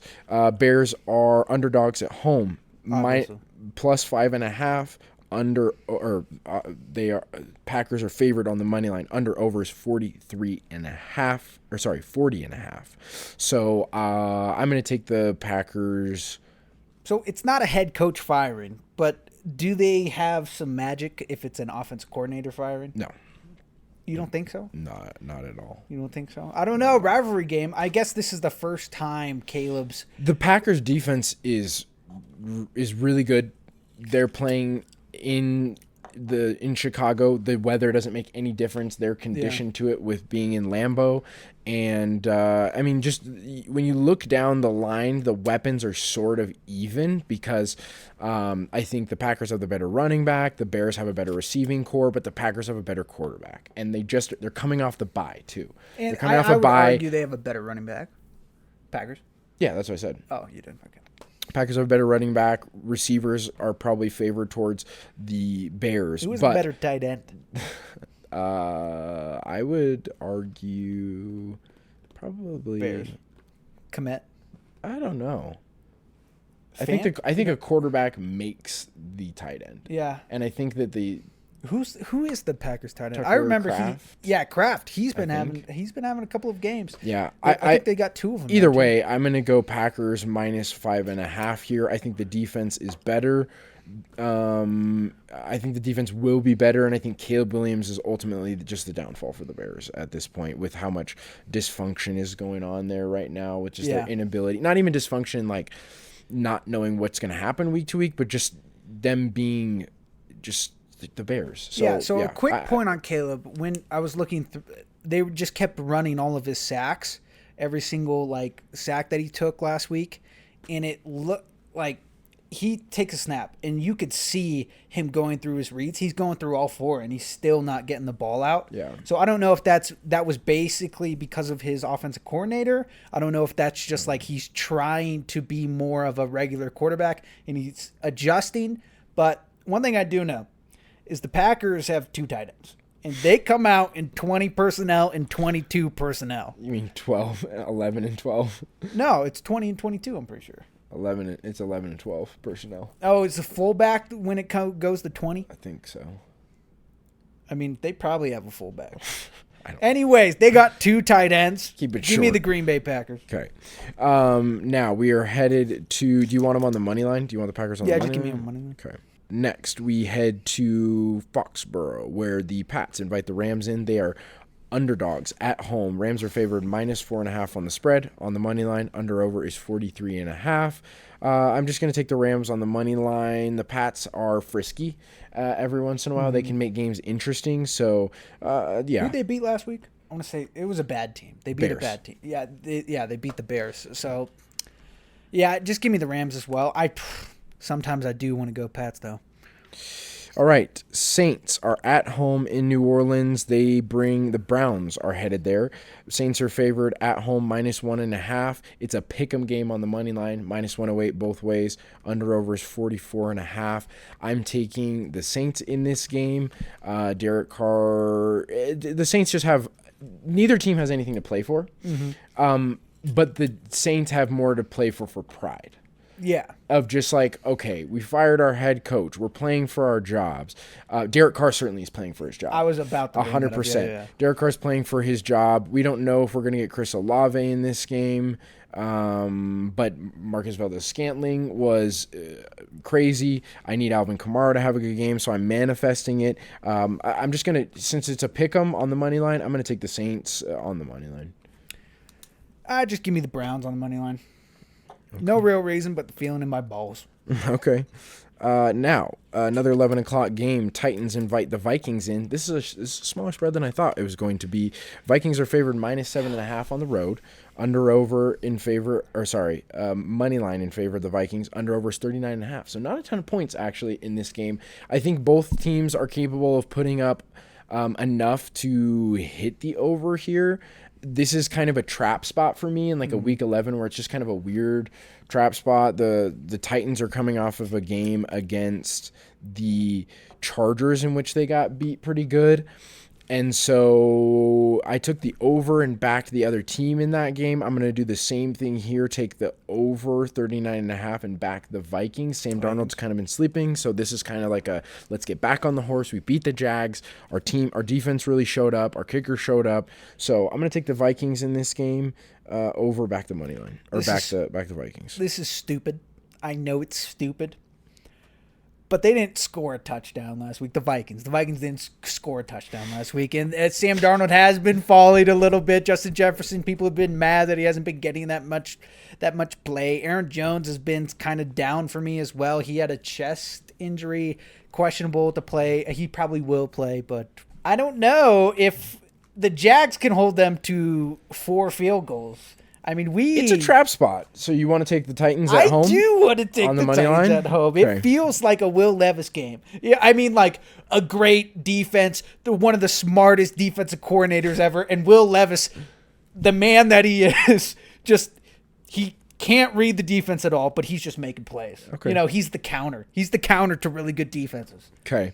The Jets are inviting the Colts in. They just named Anthony Richardson as the starter for this week.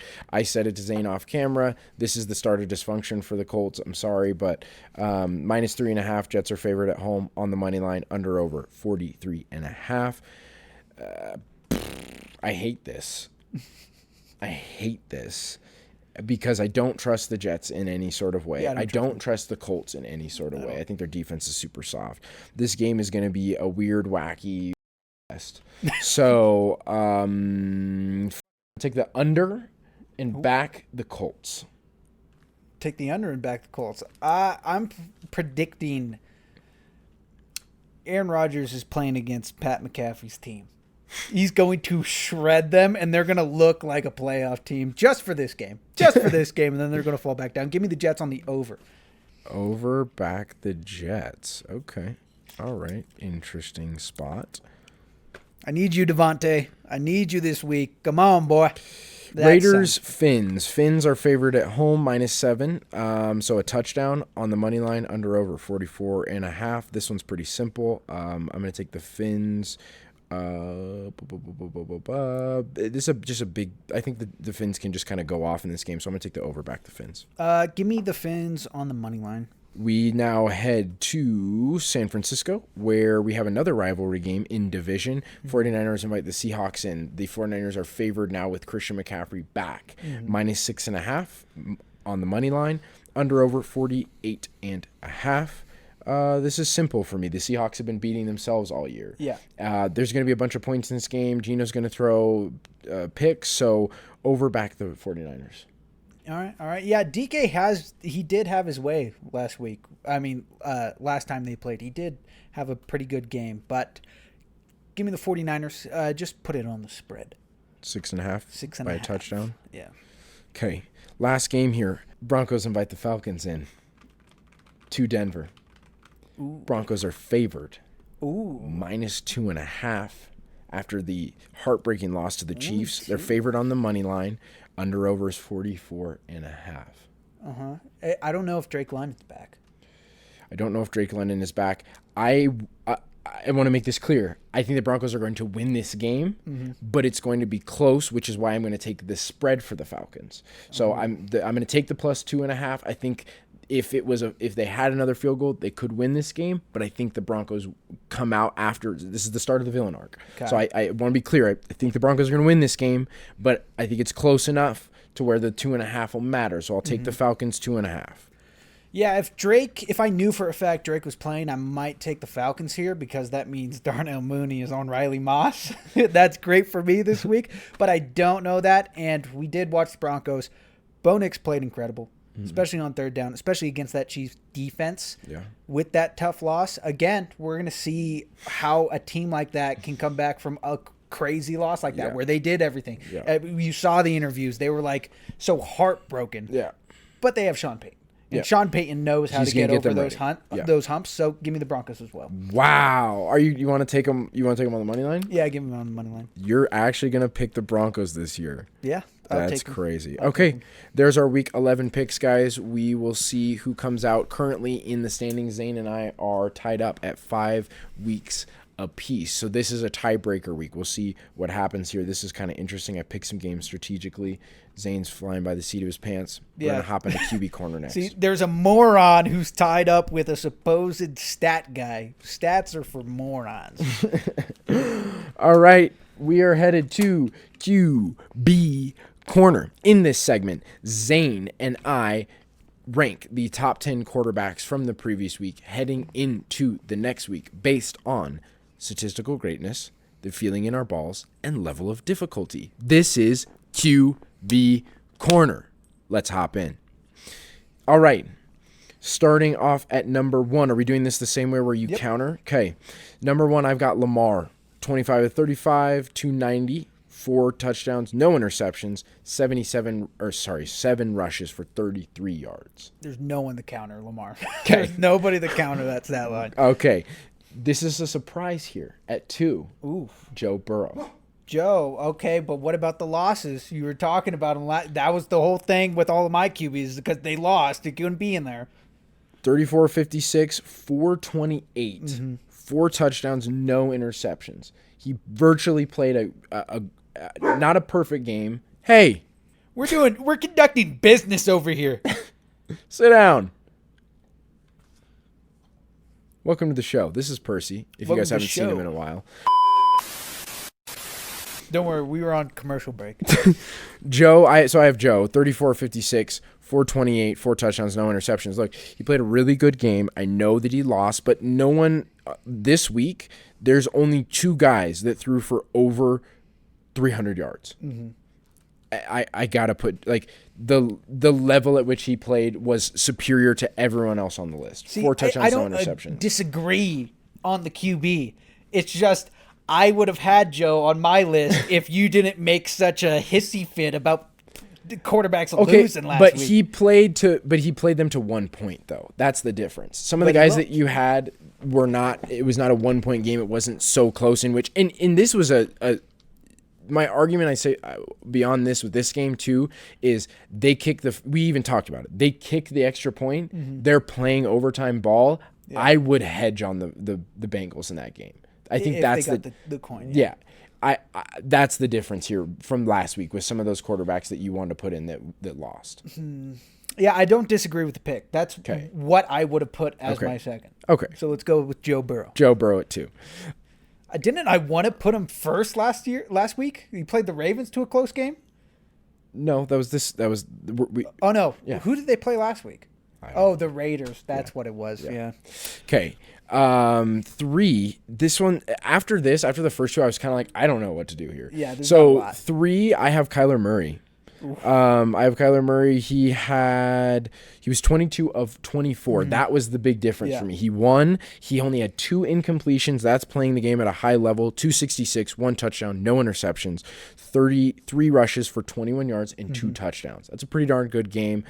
It was against the Jets, so kind of a little asterisk there, but 2 incompletions. I don't care who you are, what game you're playing. 2 incompletions is big boy business. And I'll second your troubles here because, like, really that top 3 or 4, it's really once we get from 5 down is when I'm going to be countering because I also agree Kyler should be 3 here. Okay. There was runaway candidates for this week just based on play. Okay. 4, I have this is where things for me just start to kind of fall off the wagon. I've got Brock Purdy at 4. Brock Purdy had this is the only other guy that threw for over 300, 25 to 36, so 11 incompletions, 353, 2 touchdowns, no interceptions. Playing against a depleted Bucs team, but we know their defense is for real. So at least has been pretty good this year. So that's who I've got at 4. That was my guy that I was going to counter with whatever you had. Oh, really? Yeah, that was my so guy. We're I was agreeable. thinking about countering him with Kyler, but I mean, when you make every pass except for 2, I mean, it kind of puts you over there. Yeah. Okay, so you're agreeable for. So there's not a lot of counters this week. Maybe here. This is where it may fall off here. I've got Derek Carr at 5. Derek Carr at 5. Yeah, 16 of 25, 269, 2 touchdowns, no interceptions. So no interceptions, played really well. This is a bounce back game after they fired their head coach. They're playing the Falcons. That's a for real team, I think, at least in terms of making the playoffs, not necessarily contenders, but defense seems to be pretty good. So I've got Derek Carr at 5. I also have Derek Carr at 5. No way. Okay. Derek Carr at 5. Number 6 is where I have Russell Wilson.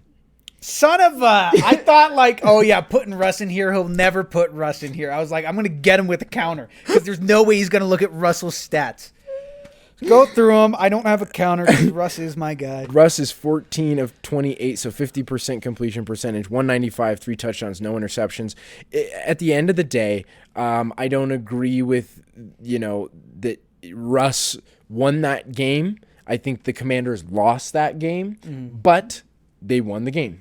At the end of the day, he threw 3 touchdowns with 1 interception, 195 yards. I'd like to see more, but at the end of the day, it's a win. 3 touchdowns is more than most of the guys on the list here. So Yeah, so I don't think I'm going to counter a single guy. Okay. So We'll see. Yeah, we'll see. At 7, I have Patrick Mahomes.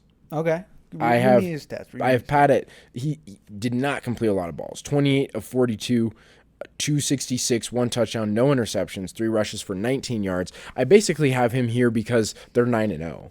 And so I've got him in the top 10. If you want to bump him down, I'm fine, but I have him above a couple other guys cuz they're 9-0. That's really here's the the end thing of it. with this one. I can counter, but Okay. it's not a good one. Okay. Because Patrick won, this QB did not win, but I Okay. mean, he's very close to my heart. Will Levis. I actually have Will Levis in my 10 spot. In like honorable mentions. Yes, 18 for 23, 175 yards, 2 TDs, 0 incompletions. 0 interceptions. I mean, yeah, 0 interceptions is what I was trying to say. So 0 interceptions. And he had 5 rushes for 41 yards. Yeah, so he played a really good game. He did play a played good like game. what we were expecting once the superhero stuff got kicked out of him. And he did. When you were talking about Patrick's completion ratio, this is going to be a crazy graphic above our heads right now. It's going to be Patrick Mahomes, and it's going to be Will Levis. But 18 for 23, that's 5, right? Yeah. So 5 incompletions in that game. I know they lost, but still. And who did they play? Who did they play? I don't know. They played the Chargers. Chargers are a great defense. That is a good defense. Chargers is a great defense. So level of difficulty here. That's what I think this comes down to. Patrick or Will. Patrick, okay, based on what you said about like the winning thing, I would argue how like it was by a point. If like they do a coin toss, Bengals are going to win. I argue that Patrick Mahomes and the Chiefs should have lost that, right? So I wouldn't even really count that win as a win because of Patrick Mahomes as much as the special teams. Let's put it on pause. Let's go through the rest of the guys here because I think there's guys that are still better than Will, but maybe he could make the list. No. So we'll pause it here. So we have Will potentially at 7. The next guy I have is Jalen Hurts. Jalen Hurts was 14 of 20, so great completion percentage, 202 yards, 2 touchdowns, no interceptions, 7 rushes, 56 yards, 2 touchdowns. Damn. Yeah. He's for sure over Patrick. What are you talking about? The only reason I had him under is because they're 9-0. Oh, okay. That's it. That's literally it. In terms of just strictly, that's the balls for me. Okay. And it was the Cowboys. So Cowboys with Micah Parsons. But that's really, that's really the difference for me. But that's why I say let's wait on Will because I think there's some guys who are still better. Yeah, I would put Jalen above Patrick. Okay, so we'll put Jalen above Patrick then for now. Okay. Next I have Josh Allen. He was 22 of 37. This is where it kind of falls off the rails a little bit. His passing numbers, 280, no touchdowns, 2 interceptions. But we haven't seen him do this a lot this year, and we saw him come out and do it against the Colts. 8 rushes, 50 yards, and a touchdown. They won by 10. Versus the Colts. So I'm okay. I could see you bumping Will. Well, kind of. I could see. I don't know. I don't know. I'm a big completion ratio guy. I don't like it when a guy throws for 50 but he completes 25. Yeah. I'm not a huge fan of that, but I mean he rushed for 50 yards and 1 TD. It would have been better if he rushed for two TDs. Okay, so how about this? We bump Hurts to 7, Pat to 8, Will to 9, Allen to 10. Just put Will at 10. Will at 10. Yeah, because okay. So then, so if we're putting Will at 10, I have counters for that then. Okay, counter. So I have Tua on here, 20 of 28, 207, 1 touchdown, 1 interception, 1 rush, -1 yards. I also have Justin Herbert here. Yeah, I had 14 of 18, 164, 1 touchdown, no interceptions. 9 rushes, 32 yards, 1 touchdown. And then surprise pick, this is the first guy I have in the 10. At the very least, he has to be an honorable mention. He's won back-to-back games. He was benched earlier this year. Bryce Young. 15 of 25, 126, 1 touchdown, no interceptions, 2 rushes, 30 yards. Beat the Giants he's for sure in Germany. He's for sure honorable mention. Yes. All right, but throwing for 126. Look, it's Bryce Young throwing to fucking Xavier Legette. Yeah. That's the team. Yeah, that is the entire and team. then Chuba Hubbard. Yeah, but how many of those 129 is Chuba making plays? I don't know. But he's won back-to-back games as a Panther. Yeah, he's for sure an honorable. Oh. I'm fine with Justin because Justin beat Will. Okay. But I mean,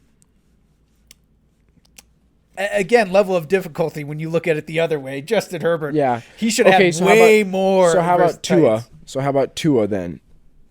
Yeah, we can put Tua in there. He won versus the Rams. I think the Rams are a really good team. I just think they haven't been able to get going. So I'm fine with Tua in there.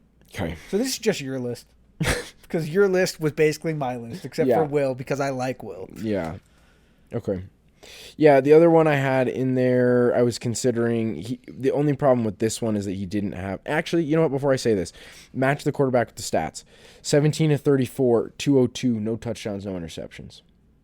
202, 17 for 34, no TDs this week. Oh, Aaron Rodgers. Nope, he was worse than that. He was worse than 202. I thought much worse than that. He had nothing. You're giving me nothing. Okay, to be fair, you said 17 for 34, 202, but then there's no descriptors on how many touchdowns. No touchdowns, no interceptions. I know, but that's not that crazy, you know? But it is when you hear the guy. It is when I hear the guy. So he's Jaden Daniels. Jaden Daniels, yeah. Yep. Yeah. The other one I consider throwing in here at 10 because of what we're talking about with the Chiefs of how do we count this is Bo Nix. He was 22 of 30, so 8 incompletions. He had 215, 2 touchdowns, no interceptions, and then he did not have any rushing numbers. I didn't put Bo on my list because I thought you were going to have him. So I put guys that I thought I could counter with Bo's stats. I thought he was going to be on. I didn't have him on there because ultimately they lost at the end of the day, but he did play a good game. So I mean, one thing too about this, shout out Bo Nix. Like when you look at his stats down the line, since the get go, he may not have been throwing touchdowns, but since the get go, bro's been like, what's his average? What is he averaging for yards? Is this turning into a Bo Nix glazing podcast? I feel like you glaze him every single flipping talk. Yeah, it is. That's what it is. This is a Bo Nix glazing. This is a Bo Nix glazing. 2 dudes and Bo Nix. 2 dudes and Bo Nix. He's put up like almost on average. Aside from there's 2 games that are outliers, but other than that, he's been above 200 every game this year. Yeah, that is good. He's also I made a prediction. I was looking at the stats. I was looking back at my Breakfast with the Broncos shows during the offseason, and I predicted that Bo Nix was going to break basically every record, every rookie passing record. Is he on pace? Oh, he's already broken them. Oh, he has? Pretty much. How come I ever... Oh, what do you mean pretty much? I think the only one he doesn't have is average. How come we're not hearing about completions? Because we don't have like an illustrious rookie quarterback like. Yeah, but anything. You're breaking records. I don't know. I mean, he's already. Wait, Jaden Daniels hasn't broken any of those records? No, Broncos rookie. Oh, records. Broncos rookie. Oh, I thought you meant like all time. No. Broncos rookie records. I predicted he was going to break all of them. He's got 15 touchdowns, so he's equal with the record right now. Yeah. So he's going to break that. Well, you guys don't passing. Who was a good rookie for you? That's what I'm saying. That's why you haven't heard about it because we don't have like an illustrious rookie record for quarterbacks. Like arguably the best rookie quarterback we've ever had is Jay Cutler. And then there's some guys in the 60s that were good. Was Tim got drafted or no? Yeah. Tim Tebow? Yeah, he did, but he wasn't like Brock good Osweiler, as a rookie. Drew Lock. Brock Osweiler didn't really play as a rookie. Oh no, he didn't. And I don't think to be honest with you, we didn't draft him. The Pats drafted him. I'm pretty sure.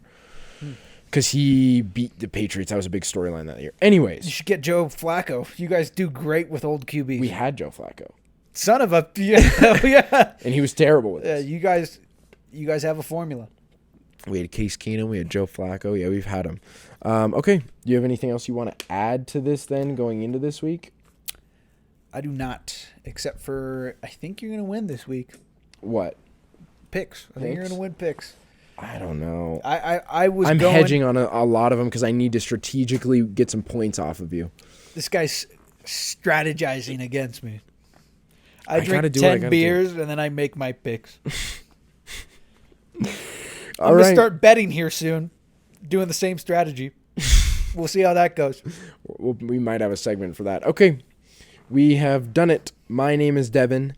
That guy is Zane. I'm a betting addict. He's an alcohol addict. We both have problems, but we're here talking to you guys. So if you want to see more of us, catch us on YouTube, TikTok, and Instagram at buffet.sports. Ciao. Ka-chow.